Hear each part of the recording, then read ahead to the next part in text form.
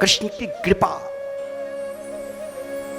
श्री कृष्ण की कृपा हमारे जीवन में, ऐसा कभी सोचना ही नहीं चाहिए जो परमात्मा की कृपा नहीं है। ऐसा कल्पना भी नहीं करना चाहिए जो परमात्मा की कृपा नहीं है। तो हमें भी उन कृपा रूपी परमात्मा के चरणार बिंद में जाना है, तो हमें भी गोपी बनना पड़ेगा। किसके समान? तो ललता विशाखा के समान। उन सिद्ध स्वरूप ऋषि मुनि भी सोचा रे, बहुत सिद्ध, अनेक सिद्धि योग से महाराज स्वयं चांगदेव सिद्धि थे उनके अंदर, जो 14 बार मृत्यु को टाल दिया था।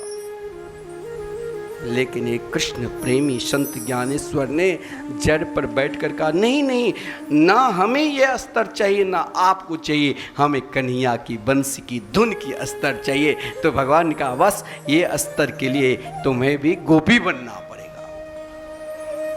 उन सिद्ध स्वरूपा साधन सिद्धा सब के सब वृंदावन में गोपी के रूप में आए।